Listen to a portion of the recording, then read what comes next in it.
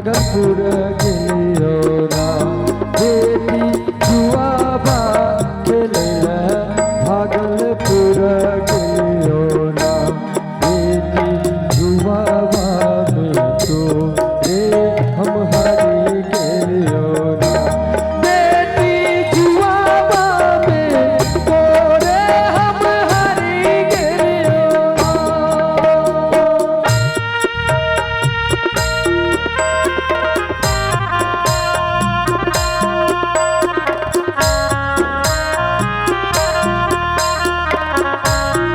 बहुत सुंदर रणवीर यादव भुरका सेवन का शानदार 101 का चुनाव। बहुत बहुत आभार, बहुत बहुत धन्यवाद।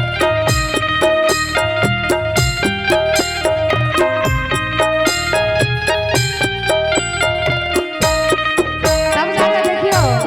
वो बेटी अपन बाबा से की कहे छथिन, बाबा बेटा बापू तोहिया के तोए हारियत हो ना, बाबा बेटा बापू तोहिया के तोए हारियत हो ना, बाबा अपन दुलरी बेटी के राखित हो ना, बाबा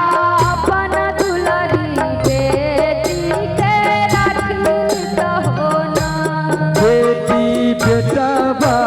पुतहुआ पर माया होइ छै ना, बेटी के बेटा बा पुतहुआ पर माया होइ छै ना, बेटी के लक्ष्मी बेटी बनाया होइ छै ना, बेटी के सब के बेटी बनाया होइ छै ना। मीठ मीठ खपरी बजा के सब गोटे काजी आहू सब खपरी बजा के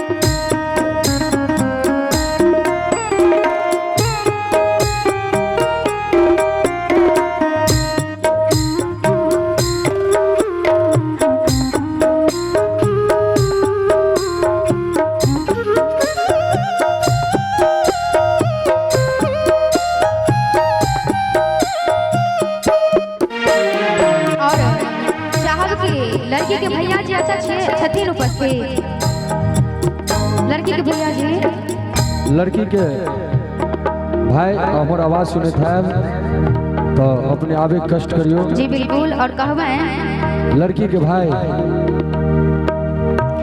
भैया जुआवा खेलना तोए कहाँ रे गेलहना, भैया जुआवा खेलना तोए कहाँ रे गेलहना, भैया जुआवे में गाधी तोए हारी गेलहना, भैया जुआवे में गाधी तोए हारी गेलहना। बहिनी जुआ